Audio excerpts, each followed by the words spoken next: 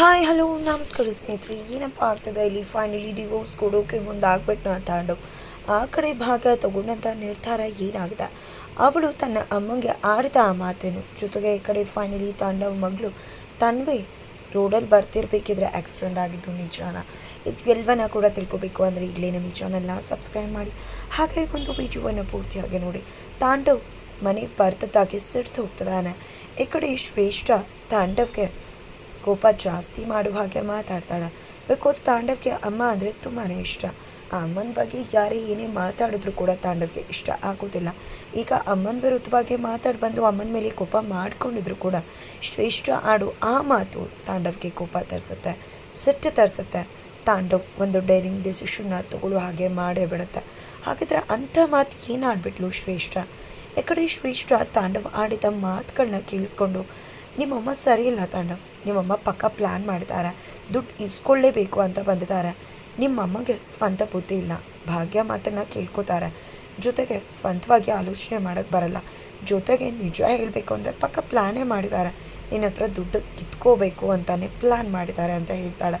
ಮಾತನ್ನು ಕೇಳಿದೆ, ನಮ್ಮಮ್ಮನ ಬಗ್ಗೆ ಅಷ್ಟು ಚಿಪ್ಪಾಗಿ ಮಾತಾಡಬೇಡ. ತುಂಬ ಬಾರಿ ಹೇಳಿದ್ದೀನಿ, ನನ್ನ ಅಮ್ಮನ ಮಾಡುವೆ 1000 ನಡೆದಿರ್ಬೋದು, ಆದರೆ ಯಾವತ್ತಿದ್ರೂ ಕೂಡ ನನ್ನ ಮನೆ, ನನ್ನಮ್ಮನ ಬಗ್ಗೆ ಈ ರೀತಿ ಮಾತಾಡಿದ್ರೆ ನಾನು ಸುಮ್ಮನೆ ಇರುವುದಿಲ್ಲ.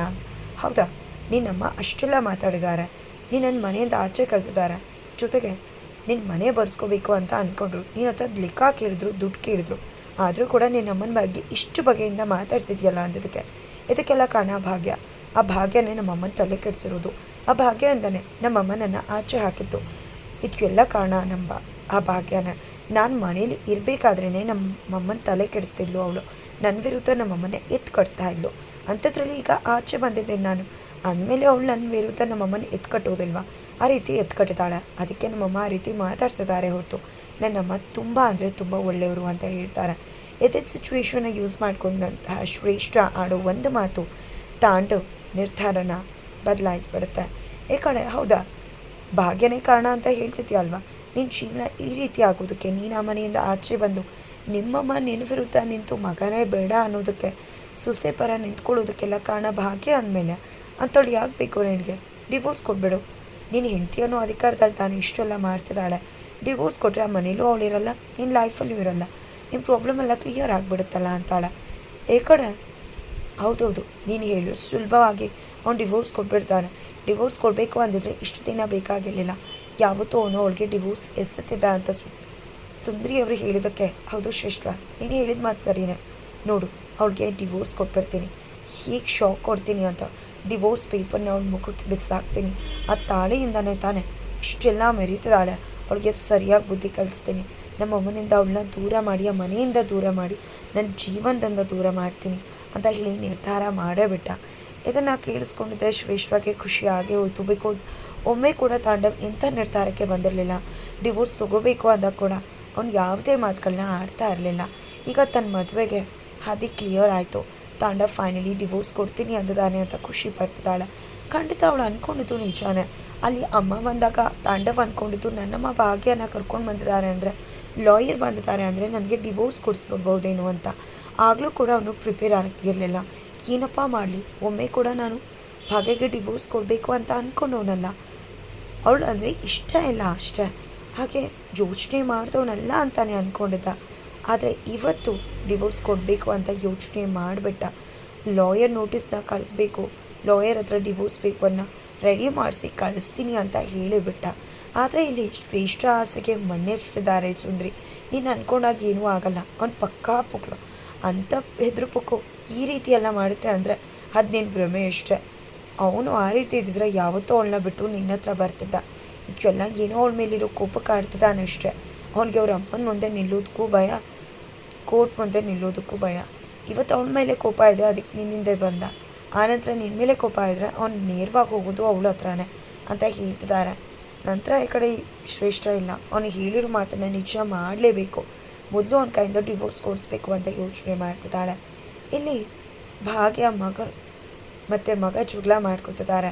ಈ ಕಡೆ ನನ್ನ ಅಪ್ಪ ಖಂಡಿತ ದುಡ್ಡು ಕೊಡ್ತಾರೆ ಅಂದರೆ ಇಲ್ಲ, ಅಪ್ಪ ದುಡ್ಡು ಕೊಡೋದೇ ಇಲ್ಲ, ಅವ್ರಿಗೆ ನಾವು ಬೇಕೇ ಆಗಿಲ್ಲ ಅಂದಾಗ ನಾನು ಫೇವ್ರೇಟ್ ಮಗಳು, ಅವ್ರು ನಮ್ಮ ಪಪ್ಪ ಖಂಡಿತ ಕೊಡ್ತಾರೆ ಅಂದಾಗ ಹೌದಾ, ಹಾಗಿದ್ರೆ ಚಾಲೆಂಜ್ ಮಾಡ್ತಿದ್ದೀನಿ, ಹೋಗಿ ಅಪ್ಪನ ಹತ್ರ ದುಡ್ಡು ಕೇಳು, ಅಪ್ಪ ಯಾವುದೇ ಕಾರಣಕ್ಕೂ ದುಡ್ಡು ಕೊಡೋದಿಲ್ಲ ಅಂತ ಗುಂಡಣ್ಣ ಚಾಲೆಂಜ್ ಮಾಡ್ತಾನೆ.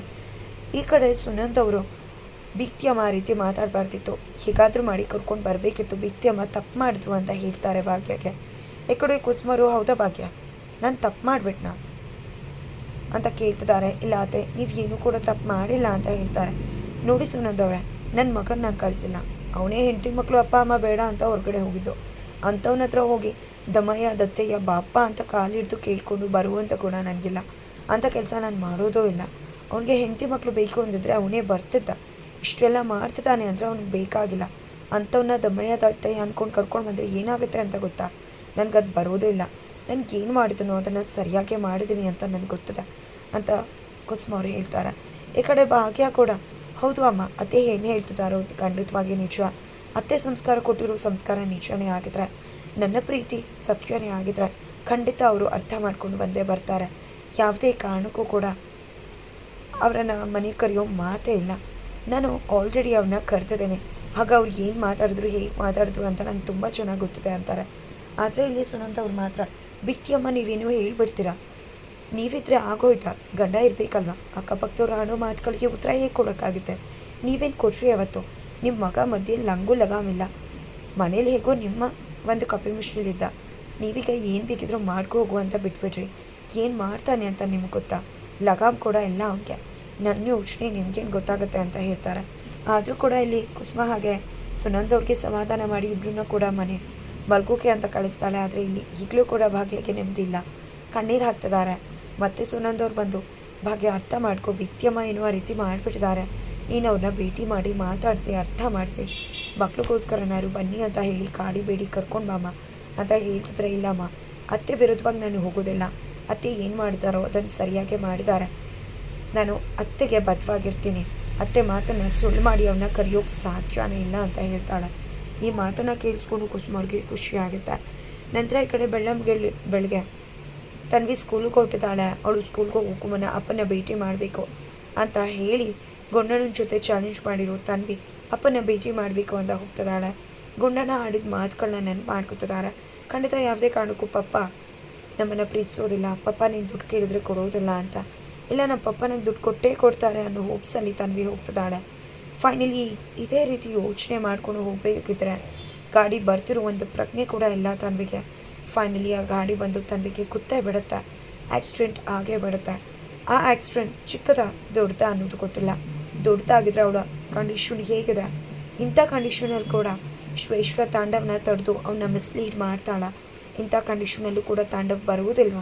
ಏನಾಗುತ್ತೆ ತಿಳ್ಕೊಬೇಕು ಅಂದರೆ ಮುಂದಿನ ವಿಡಿಯೋಗೋಸ್ಕರ ವೇಟ್ ಮಾಡಿ.